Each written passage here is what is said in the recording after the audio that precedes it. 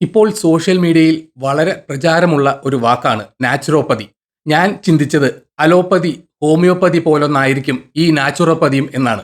പിന്നെ ഇതിന്റെ യഥാർത്ഥ അർത്ഥം എന്തെന്ന് ചിലരോട് ചോദിക്കുകയും ഇന്റർനെറ്റിൽ പരതുകയും ചെയ്തു. എനിക്ക് കിട്ടിയ ഉത്തരം എന്തെന്നാൽ നാച്ചുറോപ്പതി എന്നാൽ പ്രകൃതി ചികിത്സ എന്നാണ്. അതായത് നമ്മൾ പണ്ട് മുതൽ കേൾക്കുന്ന അതേ പ്രകൃതി ചികിത്സ. സോഷ്യൽ മീഡിയയാണ് നാച്ചുറോപ്പതി എന്ന വാക്ക് ഇത്ര ട്രെൻഡിങ് ആക്കിയത്.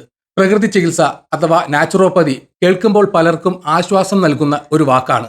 രാസവസ്തുക്കൾ നിറഞ്ഞ ആധുനിക മരുന്നുകളിൽ നിന്നും ആശുപത്രികളുടെ തിരക്കുകളിൽ നിന്നും മാറി പ്രകൃതിയോട് ഇണങ്ങി പാർശ്വഫലങ്ങളില്ലാതെ രോഗശാന്തി നേടാം എന്ന ചിന്ത നല്ല ആകർഷകമാണ്. അങ്ങനെ രോഗങ്ങളെ അകറ്റാമെന്ന ആശയം ആരെയാണ് മോഹിപ്പിക്കാത്തത്? എന്നാൽ ഈ സുന്ദര മുഖത്തിന് പിന്നിൽ പലപ്പോഴും ചർച്ച ചെയ്യപ്പെടാത്ത അപകടകരമായ ചില ഇരുണ്ട രഹസ്യങ്ങൾ കൂടി പതിയിരിപ്പുണ്ട്.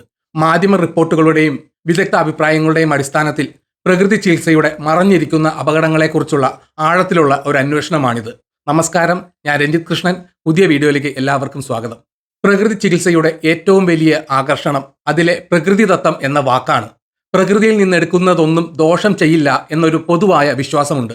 എന്നാൽ ഇത് അപകടകരമായ ഒരു മിഥ്യാധാരണയാണ്. ലോകത്തിലെ ഏറ്റവും മാരകമായ പല വിഷങ്ങളും പ്രകൃതിയിൽ നിന്ന് തന്നെയാണ് ഉത്ഭവിക്കുന്നത്. ഉദാഹരണത്തിന്, ചില കൂണുകളും ചെടികളും കഴിച്ചാൽ തൽക്ഷണം മരണം സംഭവിക്കാം. ഇതുപോലെ പ്രകൃതിദത്തമെന്ന് അവകാശപ്പെടുന്ന പല ഔഷധക്കൂട്ടുകളും ശക്തമായ രാസപ്രവർത്തനങ്ങൾക്ക് കഴിവുള്ളവയാണ്. അവയ്ക്ക് കൃത്യമായ അളവോ സുരക്ഷാ പരിശോധനകളോ പലപ്പോഴും ഉണ്ടാകില്ല. നിങ്ങൾ കഴിക്കുന്ന മറ്റ് ആധുനിക മരുന്നുകളുമായി ഇവ റിയാക്ഷൻ ഉണ്ടായി അപകടങ്ങൾ സൃഷ്ടിക്കാം. കാനഡയിൽ നിന്നുള്ള ഒരു മെഡിക്കൽ റിപ്പോർട്ട് ഇതിന്റെ ഭീകരത വ്യക്തമാക്കുന്നു.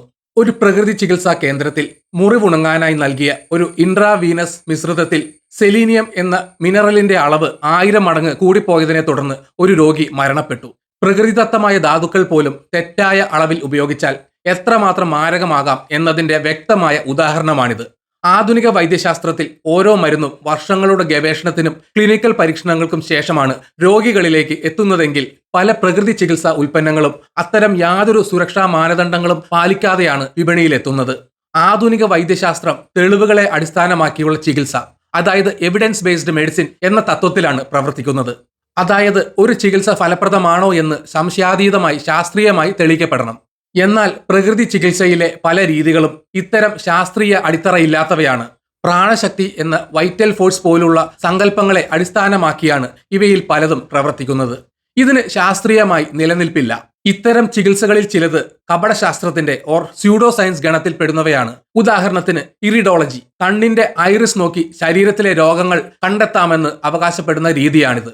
ഇതിന് യാതൊരു ശാസ്ത്രീയ അടിത്തറയുമില്ലെന്ന് ലോകമെമ്പാടുമുള്ള ആരോഗ്യ സംഘടനകൾ വ്യക്തമാക്കിയിട്ടുണ്ട്. പ്രകൃതി ചികിത്സയുടെ ഭാഗമായി പലരും ഹോമിയോപ്പതിയെ ആശ്രയിക്കാറുണ്ട്. മരുന്നിലെ ഘടകങ്ങൾ തീരെ നേർപ്പിച്ച് ഉപയോഗിക്കുന്ന ഈ രീതിക്ക് പ്ലാസിബോ എഫക്റ്റിനപ്പുറം ഒരു ഫലവും നൽകാൻ കഴിയില്ലെന്ന് നിരവധി പഠനങ്ങൾ തെളിയിച്ചിട്ടുണ്ട്. പ്ലാസിബോ എഫക്റ്റ് എന്നാൽ മരുന്ന് കഴിക്കുന്നു എന്ന വിശ്വാസം കൊണ്ട് ഉണ്ടാകുന്ന രോഗശമനം. ശരീരത്തിലെ വിഷാംശങ്ങളെ പുറന്തള്ളുന്നു എന്ന് അവകാശപ്പെട്ട് നടത്തുന്ന പല ഡീറ്റോക്സ് ചികിത്സകളും അനാവശ്യവും ചിലപ്പോൾ അപകടകരവുമാണ്. നമ്മുടെ വൃക്കകളും കരളും സ്വാഭാവികമായി ചെയ്യുന്ന ഒരു ജോലിയാണിത്. പ്രത്യേകതരം ജ്യൂസുകളോ പട്ടിണി കിടക്കലോ ഈ പ്രക്രിയയെ സഹായിക്കുമെന്നതിന് ശാസ്ത്രീയ തെളിവുകളില്ല. മറിച്ച് ഇത് ശരീരത്തിലെ പോഷകങ്ങളുടെ അളവിൽ വ്യതിയാനം വരുത്തി അപകടമുണ്ടാക്കാം. പ്രകൃതി ചികിത്സയിലെ അശാസ്ത്രീയതയും മേൽനോട്ടമില്ലായ്മയും എത്രത്തോളം ഭീകരമായ ദുരന്തങ്ങൾക്ക് വഴിവെക്കുമെന്ന് വ്യക്തമാക്കുന്ന നിരവധി സംഭവങ്ങൾ റിപ്പോർട്ട് ചെയ്യപ്പെട്ടിട്ടുണ്ട്. അതിലൊന്ന് നമ്മുടെ കേരളത്തിൽ മലപ്പുറം ജില്ലയിൽ നിന്നാണ്.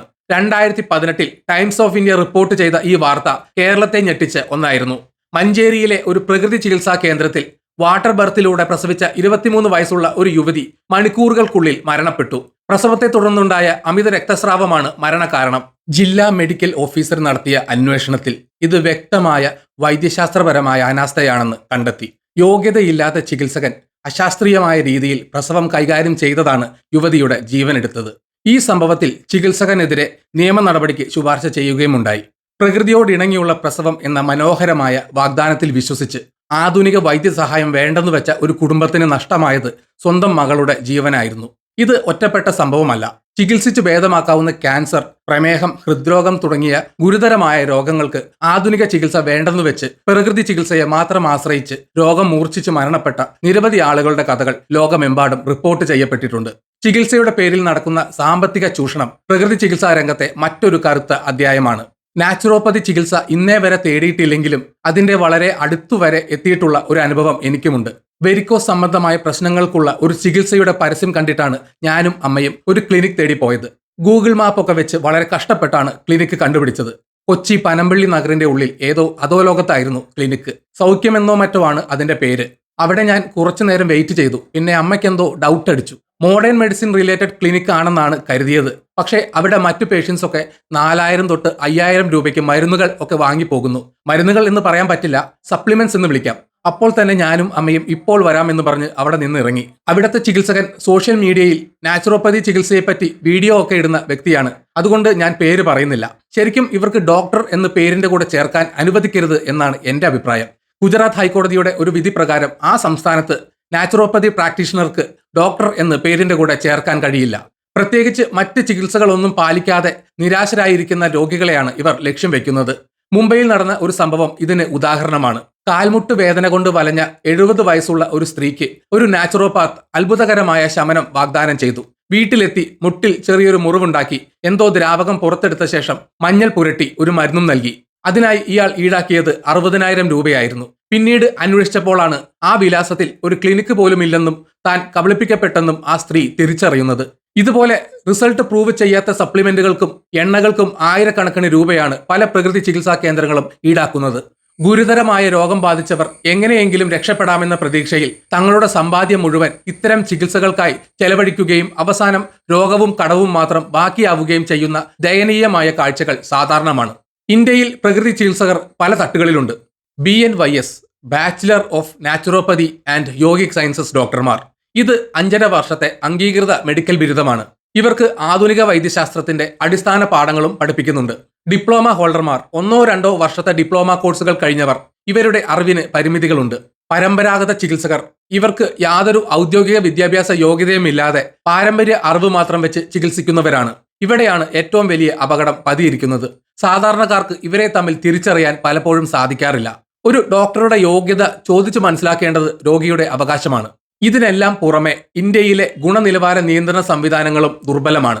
ആശുപത്രികളുടെ ഗുണനിലവാരം ഉറപ്പുവരുത്തുന്ന national accreditation board for hospitals and health care providers ഇന്ത്യയിലെ ആയിരക്കണക്കിന് പ്രകൃതി ചികിത്സാ കേന്ദ്രങ്ങളിൽ വിരലിൽ എണ്ണാവുന്ന സ്ഥാപനങ്ങൾക്ക് മാത്രമേ അക്രഡിറ്റേഷൻ കൊടുത്തിട്ടുള്ളൂ. ഇത് സൂചിപ്പിക്കുന്നത് ഭൂരിഭാഗം കേന്ദ്രങ്ങളിലും രോഗികളുടെ സുരക്ഷയും ചികിത്സയുടെ ഗുണനിലവാരവും ഉറപ്പുവരുത്താൻ കൃത്യമായ സംവിധാനങ്ങൾ ഇല്ല എന്നാണ്.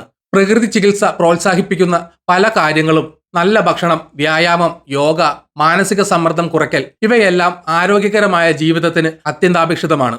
എന്നാൽ ഇവയൊന്നും ഗുരുതരമായ രോഗങ്ങൾക്കുള്ള ചികിത്സയുടെ പകരക്കാരല്ല. മറിച്ച് ആധുനിക ചികിത്സയോടൊപ്പമുള്ള സഹായികൾ മാത്രമാണ്.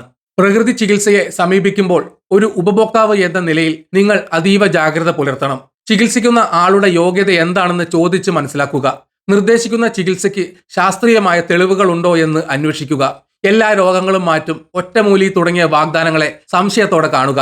ശാസ്ത്രത്തിൽ അത്ഭുതങ്ങളില്ല. ആധുനിക വൈദ്യശാസ്ത്രത്തെ തള്ളിപ്പറയരുത്. ക്യാൻസർ, ഹൃദ്രോഗം, കിഡ്നി രോഗങ്ങൾ, പ്രമേഹം തുടങ്ങിയ ഗുരുതരമായ അവസ്ഥകൾക്ക് ശാസ്ത്രീയമായി ഫലം തെളിയിച്ച ആധുനിക ചികിത്സ ഒരിക്കലും ഉപേക്ഷിക്കരുത്. പ്രകൃതി ചികിത്സയെ ഒരു സമാന്തര ചികിത്സയായി സ്വീകരിക്കുന്നതിന് മുൻപ് നിങ്ങളുടെ ഡോക്ടറുടെ ഉപദേശം തേടുക. ഒരു ചികിത്സാ രീതി പ്രകൃതിദത്തമായതുകൊണ്ട് മാത്രം അത് സുരക്ഷിതവും ഫലപ്രദവുമാകണമെന്നില്ല. നിങ്ങളുടെ ശരീരത്തെയും ജീവനെയും ആർക്കെങ്കിലും പരീക്ഷണത്തിനായി വിട്ടുകൊടുക്കും മുൻപ് 100 വട്ടം ചിന്തിക്കുക. ഓർക്കുക, നിങ്ങളുടെ ആരോഗ്യം വിലപ്പെട്ടതാണ്. തെറ്റായ തീരുമാനങ്ങൾ ജീവിതം തന്നെ ഇല്ലാതാക്കിയേക്കാം. അതിനാൽ അറിവോടെയും വിവേകത്തോടെയുമുള്ള തീരുമാനങ്ങൾ എടുക്കുക. ഈ വീഡിയോ ഇവിടെ വെച്ച് നിർത്തുന്നു. നിങ്ങൾക്ക് വീഡിയോ ഇഷ്ടപ്പെട്ടെങ്കിൽ ലൈക്ക് ചെയ്യുക. ചാനൽ സബ്സ്ക്രൈബ് ചെയ്തിട്ടില്ലെങ്കിൽ മറക്കാതെ സബ്സ്ക്രൈബ് ചെയ്യണം. നിങ്ങളുടെ വിലയേറിയ അഭിപ്രായങ്ങൾ കമന്റിൽ രേഖപ്പെടുത്തണം. നോട്ടിഫിക്കേഷൻ ബെൽ ബട്ടൺ അമർത്താൻ മറക്കരുത്. മറ്റൊരു വീഡിയോയുമായി വീണ്ടും കാണാം.